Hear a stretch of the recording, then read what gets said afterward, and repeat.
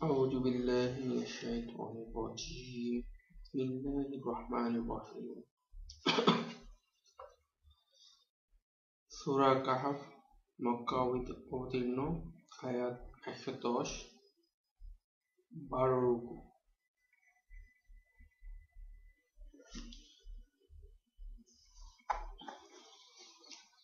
সূরা কাহফের ফজিলত ও বৈশিষ্ট্য।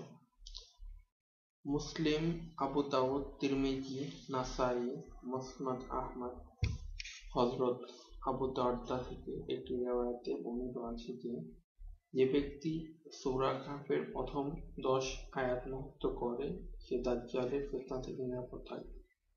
উল্লেখিত গ্রন্থসমূহে হযরত আবু দারদা থেকে অপর একটি রিওয়ায়াতে এই বিষয়বস্তু সূরা কাহফের শেষ 10 আয়াত মুখস্থ করার সম্পর্কে বর্ণিত রয়েছে।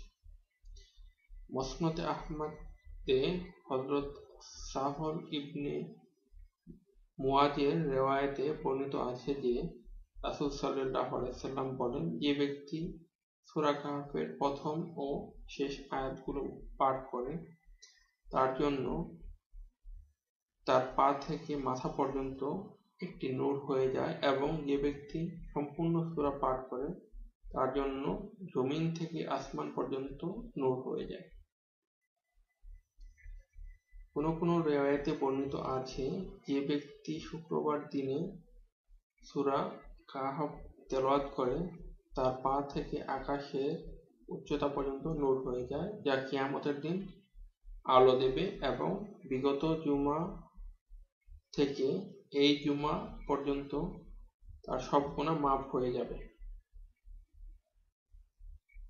ইমাম ইবনে কাসির এই রিওয়ায়াতটিকে মওকুফ বলেছেন। হাফেজ জিয়া মুকাদ্দাসি মুখতারাহ গ্রন্থে হযরত আলী রাদিয়াল্লাহু আনহু এর রিওয়ায়াতে বর্ণনা করেন যে রাসূল সাল্লাল্লাহু আলাইহি ওয়াসাল্লাম বলেন, যে ব্যক্তি জুমার দিন সূরা কাহফ পাঠ করে সে 8 দিন পর্যন্ত সর্বপ্রকার ফিতনা থেকে মুক্ত থাকবে। যদি দাজ্জাল বের হয় তবে সে তার ফিতনা থেকেও মুক্ত থাকবে। এসব রিওয়ায়াত ইবনে কাসির থেকে গৃহীত।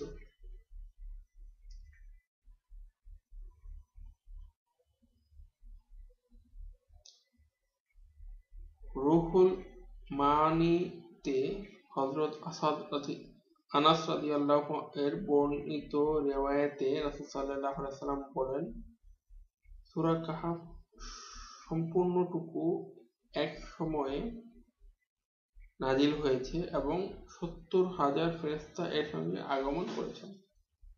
এতে এর মাহাত্ম্য প্রকাশ পায়।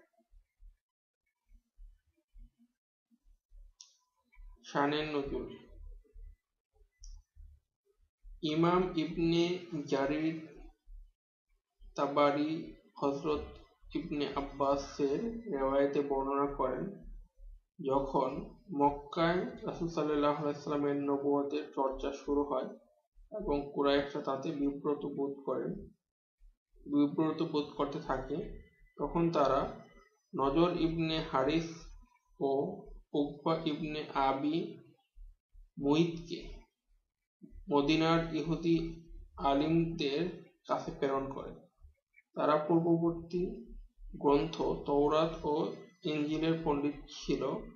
রাসূল সাল্লাল্লাহু আলাইহি ওয়াসাল্লাম সম্পর্কে তারা কি বলে একথা জানার জন্য এই প্রতিনিধি দল প্রেরিত হয়েছিল। ইহুদি আলিমরা তাদেরকে বলে দেয় যে তোমরা তাকে 3টি প্রশ্ন করো। তিনি এসব প্রশ্নের সঠিক উত্তর দিলে বুঝে নাও যে তিনি আল্লাহর রাসূল, অন্যথায় বুঝতে হবে তিনি একজন বাগাম্বরকারী রাসূল নন। তাকে ওইসব যুবকের অবস্থা জিজ্ঞেস করো যারা প্রাচীনকালে শহর ছেড়ে চলে গিয়েছিল, তাদের ঘটনা কি, কেননা এটা অত্যন্ত বিস্ময়কর ঘটনা। 2, তাকে সে ব্যক্তির অবস্থা জিজ্ঞেস করো যে পৃথিবীর পূর্ব, পশ্চিম এবং সারা বিশ্ব সফর করেছিল, তার ঘটনা কি। 3, তাকে রূহ সম্পর্কে প্রশ্ন করো যে এটা কি। উভয় কুরাইশি মক্কা ফিরে এসে ভাতৃসমাজকে বলল, আমরা একটি চূড়ান্ত ফয়সালা পরিস্থিতি সৃষ্টি করে ফিরে এসেছি।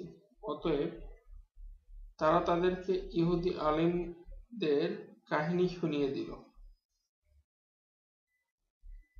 কুরাইশরা রাসূল সাল্লাল্লাহু আলাইহি ওয়াসাল্লামের কাছে এই প্রশ্নগুলো নিয়ে হাজির হলো।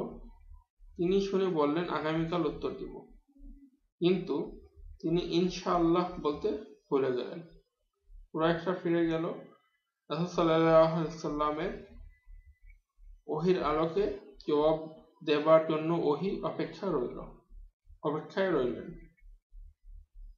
কিন্তু ওয়াদা অনুযায়ী পর দিবস পর্যন্ত ওহী আগমন করল না, বরং 15 দিন এ অবস্থায় কেটে গেল।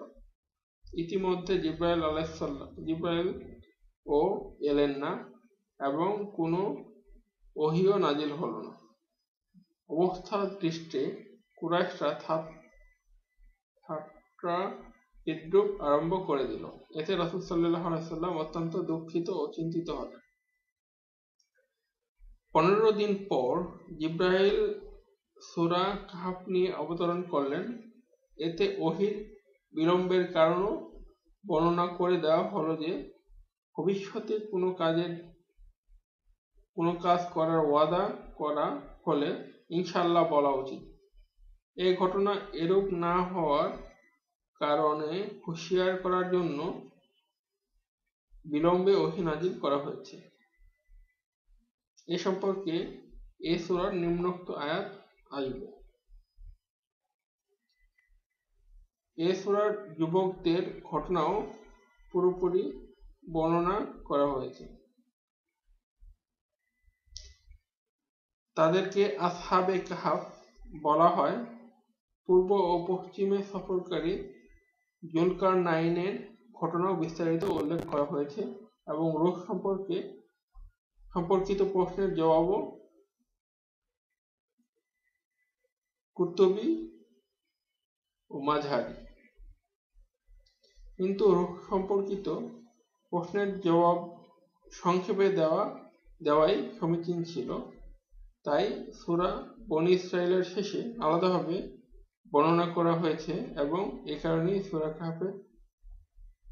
কাহফকে সূরা বনী ইসরাঈলের পরের স্থান দেওয়া হয়েছে। সুয়ুতি।